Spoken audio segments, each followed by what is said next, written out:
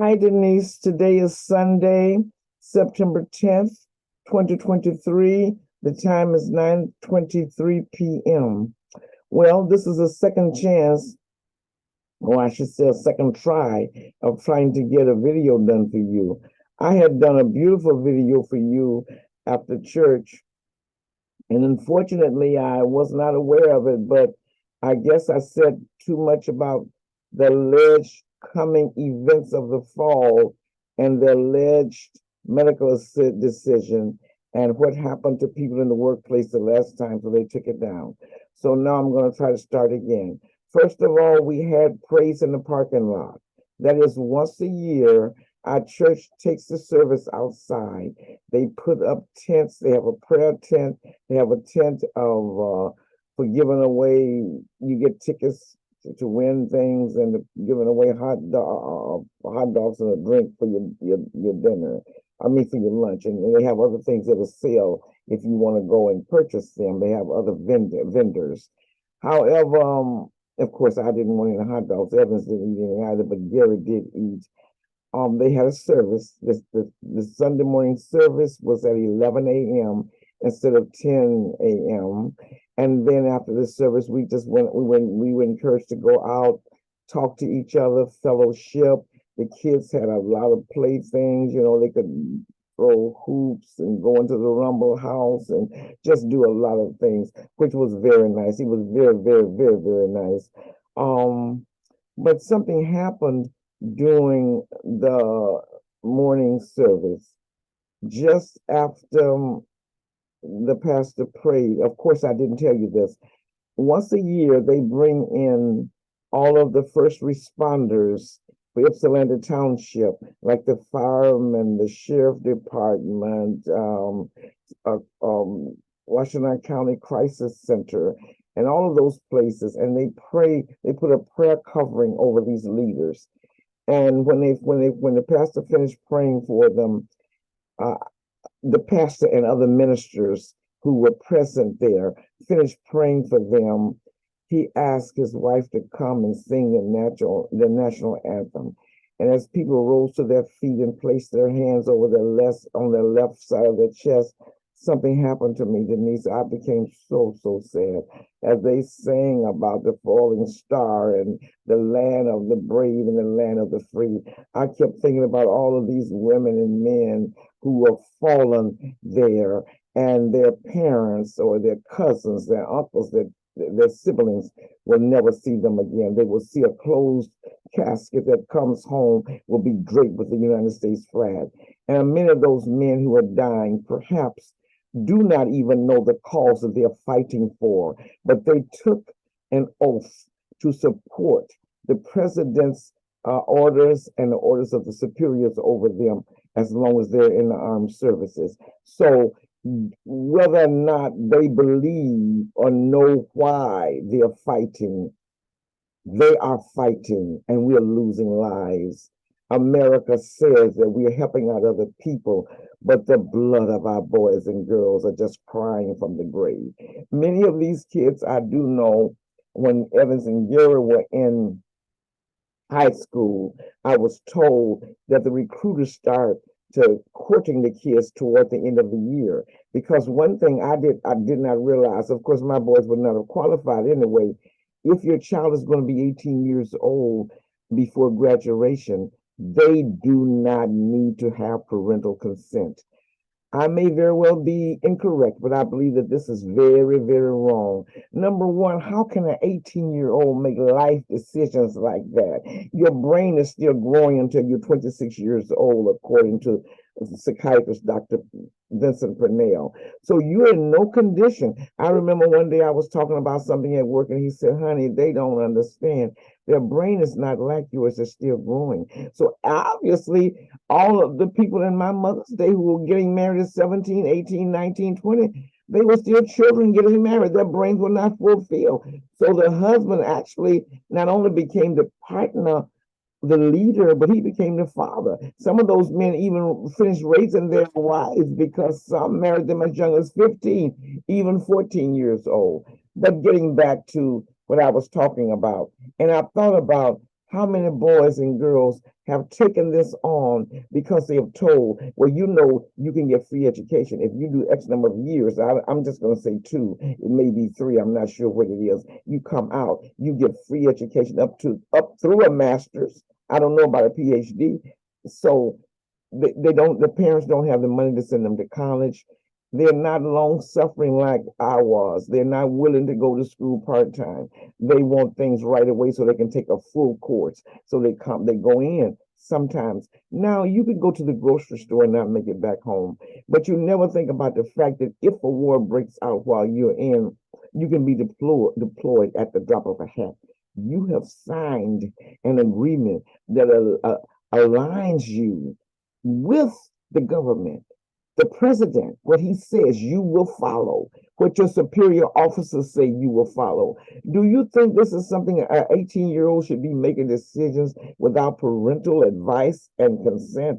Of course, I suppose in America, you can't buy alcohol at 18 in Michigan, but you can sign your life away at 18 to go into the armed forces.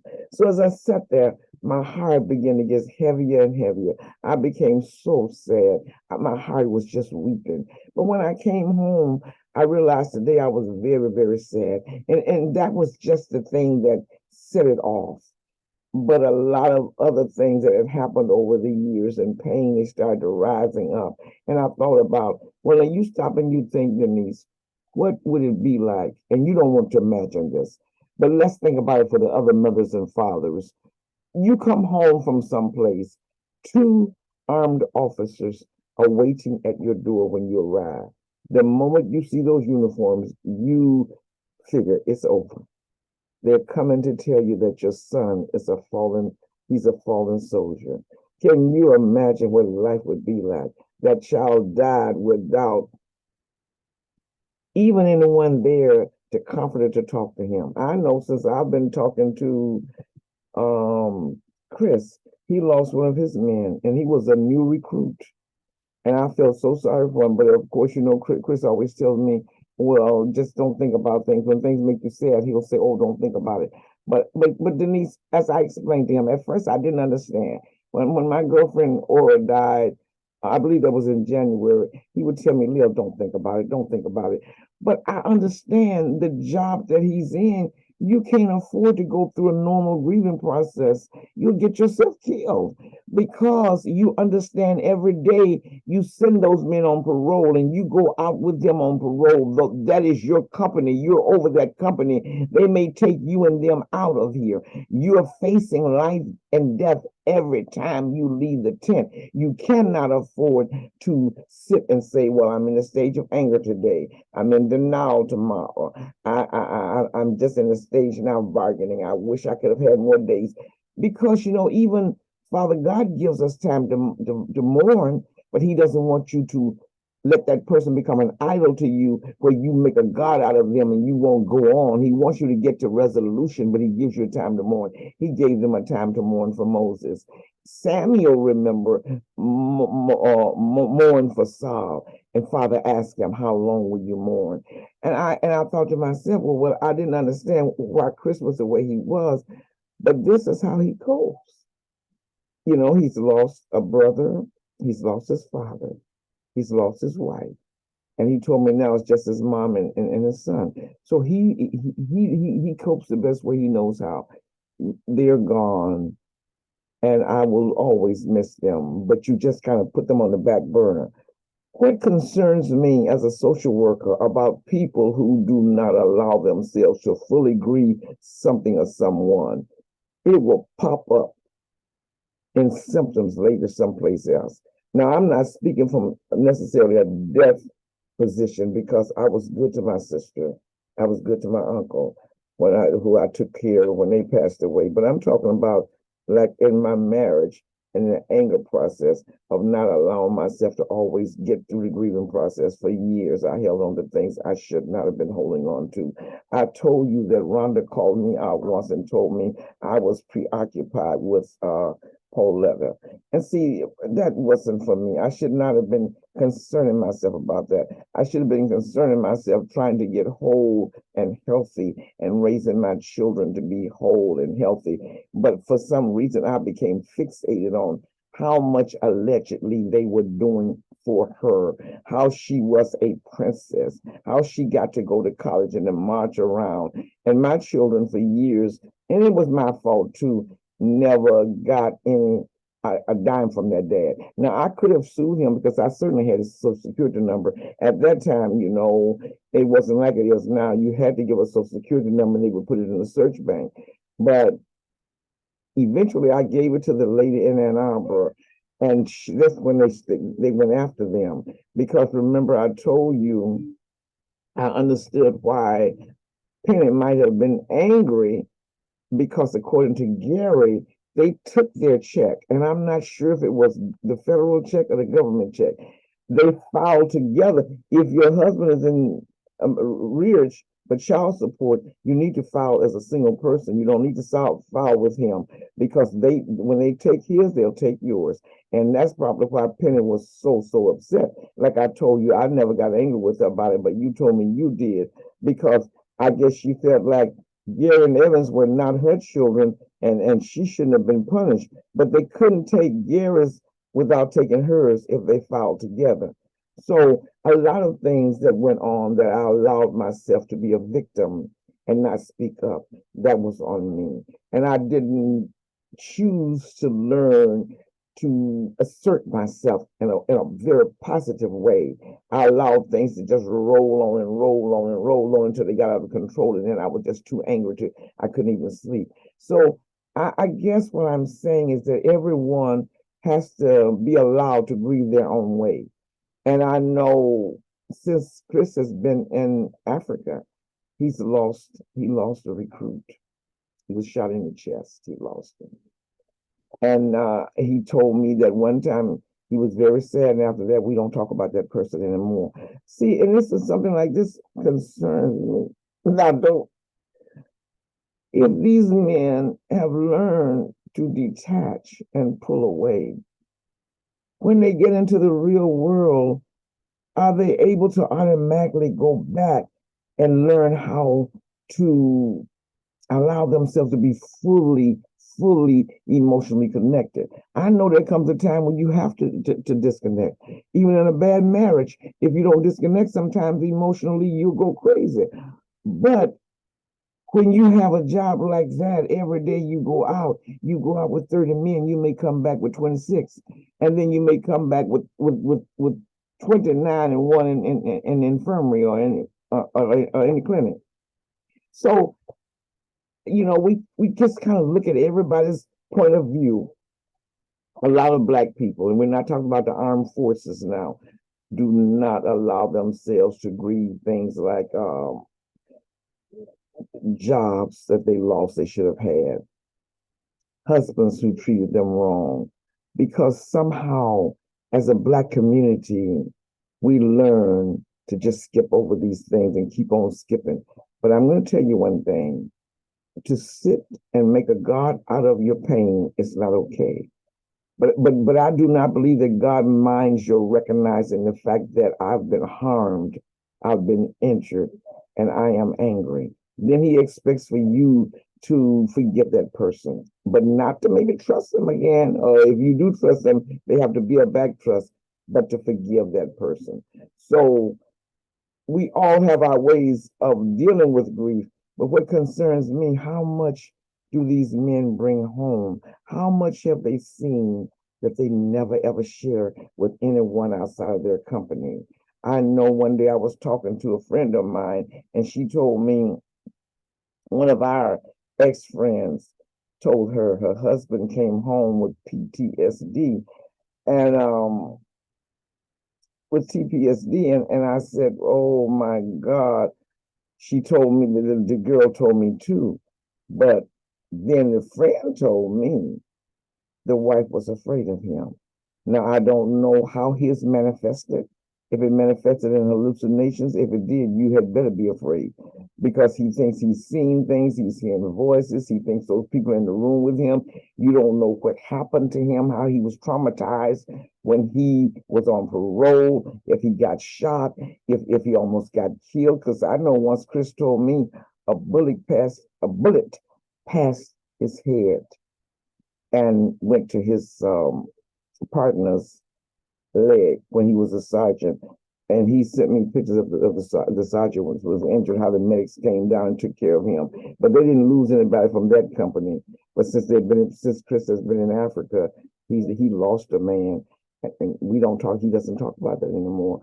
Now, you can't bring him back. I understand that. I understand you are in a situation where you know this could happen anytime you go out on parole. You're fighting in Africa for what? It's a civil war. Why are we there? See, a lot of this stuff I don't understand. And I feel like maybe you have a better understanding of history maybe than I do, because you've always kept yourself abreast on what's going on by reading and listening to tapes. But I just want you're there. This is not like when they went to Ukraine. America allegedly was helping out the Ukrainians by giving them millions of dollars worth of equipment. But our boys were over there risking their lives. So all of this was going on. They were standing, and she has a beautiful voice. She's a white woman, but she sings beautifully, just like a black. Well, I shouldn't say like a black person, but it sounds so much like our black gospel. She loves black gospel. And as her voice rang out, oh, Deniese, sadness just stirred up in my soul. My heart wept. Because I think a lot of times we jump up and we place our hand and we hold our heads up high, we erect our backs. But do we understand the price that it costs? This America that you sing about, it costs. It costs the blood of many families, sons and daughters. This America that you're talking about, the land of the home and the free. Who is free? Of course, not in any other country. Blacks are not free either. We are treated the worst probably everywhere. So I'm not just putting it all on America. And I was born in the country where God wanted me to be. So we're not going to bash up on America. But one thing I will say, I have not done my part, because the Bible tells us to pray for those in leadership. And you don't have to agree with the government. You don't even have to vote for either one. I didn't vote for either president the last time. Could not link up with either one of the missions, and I couldn't do it. But that office is still ordained by God. So we should pray for the people in the office to do God's will. Because I was saying that to a friend of mine once, and she said, don't pray for Trump, don't pray for Trump. But see, God said, the heart of the king is in his hands, and he turns it which way he wants. So I need to get on my stick and be more aggressively praying for the government. But I just wanted to tell you that this was a beautiful day on so many in so many ways. Gary was so happy to be with us, and my nephew was with us. We took pictures. We can share them with you later. But my soul was hurting and sad, very, very hurting and sad. Because I understand some of the men come back. I had a cousin to come back, and he ended up being addicted to drugs and alcohol. Now, I don't know whether or not if he hadn't gone overseas, would he have been addicted, because his father was an alcoholic. So it's a possibility that there's a generational curse, and he might have even been addicted before he left here. But he came back messed up. He never recovered. He went from this to that, maybe drying out for a little bit and stopping for a minute and going back. And on the end, he had been in a car accident. He killed himself. He committed suicide. My uncle that lived with me and I took care of fought in World War II. His older brother, my other uncle, he fought in World War II. And I had a cousin to fight in the Vietnamese War. So I'm no stranger to these men going away. But I wonder, do we ever think about this freedom that we talk about and we brag about? America is a land of the free. How many fallen stars had to die? How much did it cost them in blood for this freedom that you talk about? And yet you treat them like dirt. Now, I know you make a choice when you get on drugs or alcohol, but even the men who come back living outside and sleeping up under tents, maybe the ones who got addicted, I don't know if they got addicted because they couldn't stand what they were looking at when they were in service or whether they felt sorry for themselves when they got out. But to come out and to be in a deplorable state that some of our men are in, we don't take care of them. We talk about America, the land of the free and the brave. But those men, what do you say to them when they go to bed at night up under a tent? When you look at the blood that is boiling up under the ground, that the fallen stars paid for this so-called freedom that we have. And then we go around and we're still fighting culturally. We're still fighting. We have no respect for each other. Then I question the America, the home of the brave and the free. Were they also brave? Or were they doing what they had alleged themselves to do? I don't know, Denise, but I wanted to tell you that I thank you so much for being my sister. I thank you for all of the love you pour into me. I thank you for the confidence that I have. I ask you to continue to keep praying for me and to know that I love you and I know you love me. I did talk to Chris tonight before he went on parole. And so he's out tonight on parole. But what you don't know, sometimes those men, their families don't hear from them. Now, sometimes it's like 48 hours before I hear from Chris, and he'll tell me he's been on parole. He'll call drastically and say, "Oh, Lil, I wasn't available. I wasn't available, babe, blah, blah, blah." But do you know their mothers don't know a thing? I asked Chris one time, I talked about his mother. He said, "Oh, no, baby, I couldn't tell her that. It would scare her too much. It would just make her too afraid." So their parents don't really know what they're going through. But Chris has been honest to me and to tell me. So when he was very scared, when Joe got injured, he texted me and said, "Baby, pray, pray, pray." He said he was so afraid. He was thinking about asking his commander if he could come back in February, but he stayed there and toughed it out in Ukraine. So these people don't have any idea what their sons are going through. You don't know how many days they get out. And if they get away from the crew and they can't get back to the crew, like one time the battery ran out, I think, on the subscription or something ran out on Chris's walkie-talkie, and they got and the people couldn't find him. So you see, you don't ever know. And if the terrorist finds them first, it's over. So we don't know what these people have. And so when we see them in a grocery store and we walk up to them and say, "Thank you for your service," let that not be a formality. Let us thank them, because a lot of them not only are giving their service, they're giving their blood. And you remember, they're not home to help raise their children, even though this is not our fault. They volunteered. Some of them might not have known what they were signing up for fully, and the others, this was a way for them to have a decent career. Maybe if they didn't go to college, or they figured they could go in there and do this and pull this off. By the time they're 50, they can retire and go to a brand new career. Whatever their choice was, they made that choice. But I still say they made one heck of a choice, one heck of a choice. And it puts the people who love them in a painful, painful situation. But I'm so happy for your son, Cormay. I just hope he and his wife are extremely happy. May the Lord bless them to understand the meaning of a sealing and a covenant relationship, to know that it's sealed. You're sealed. Two individual people come with two different personalities, but once you are sealed, you are committed. You belong to each other. And you will have hard times. You will get mad, but there will be many times it's going to require you to sacrifice your own beliefs and thoughts for the marriage. But because when you're healthy, you can die to your own thoughts so the marriage can live. Just like Jesus Christ died for the church, so you and I could be redeemed back to the Father, and we could have everlasting life forever. Now, you stop and think about it. You have to first die before you can live. A grain of corn has to go into the ground and die before it brings forth the shoots, and that is life.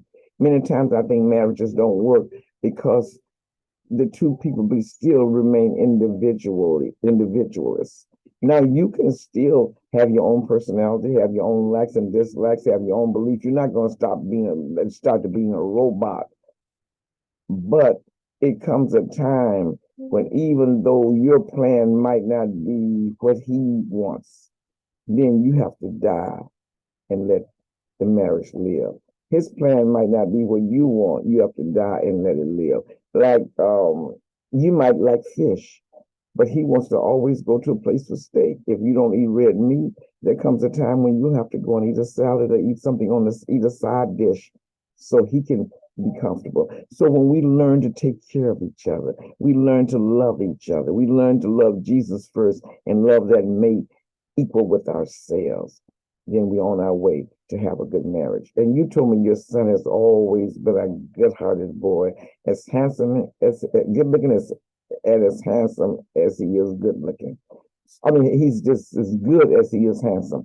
So God bless you, Denise. God bless you forevermore. God bless you with your university courses.